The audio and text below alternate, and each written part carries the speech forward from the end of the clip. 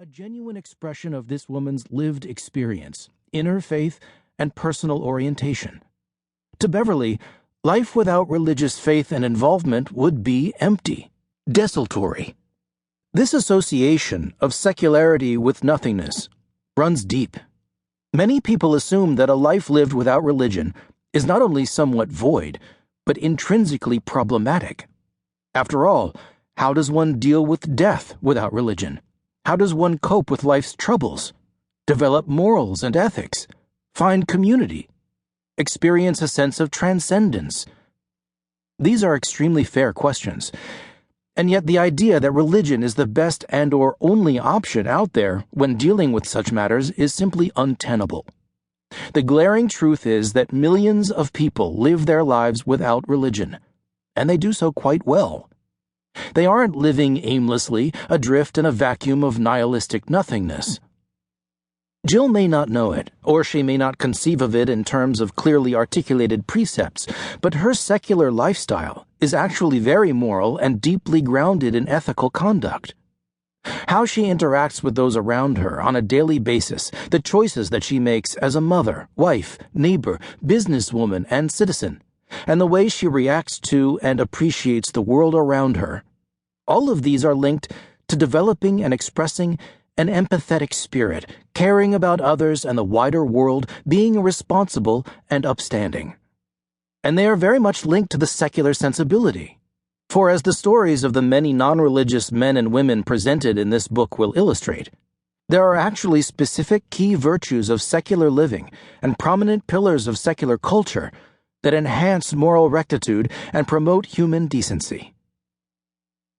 As for Beverly, while I didn't want to get into it at the picnic, what I would want her to know is that religion is definitely not the only avenue for people to live good, meaningful, or inspired lives. There are other secular options.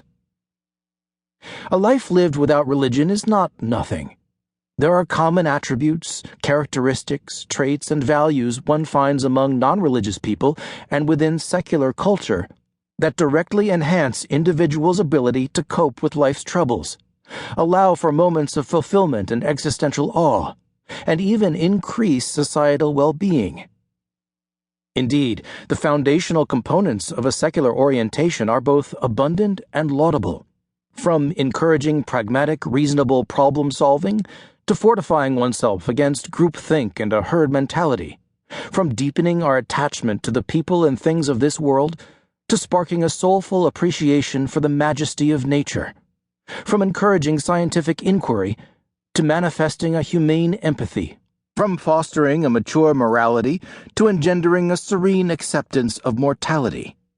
Secularity offers individuals a rich, proud wellspring of both wisdom and wonder. And as the many men and women you'll meet in the pages that follow will attest to, being secular is an affirming worldview and positive, purposeful life stance. What it means to be secular, and the cardinal virtues of secular living, are thus deeply important matters to recognize and understand, and their importance is all the more timely given that the number of non-religious Americans is precipitously rising. Indeed, the recent spike of secularity has been a truly remarkable phenomenon, unprecedented in our nation's history. Back in the 1950s, fewer than 5% of Americans were non-religious. By the 1990s, that figure was up to 8%. Then it jumped to 14% in 2001, 16% in 2010, 19% in 2013, and as of the latest national surveys, it's up to 30% today.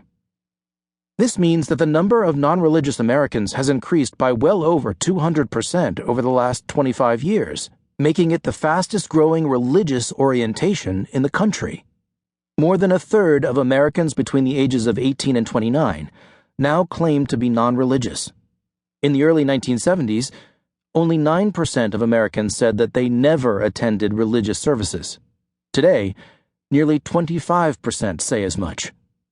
And there are currently more people in this country who were raised in secular homes without any religion than there are African Americans. Such a surge of people eschewing religion is truly remarkable and helps explain why Time magazine recently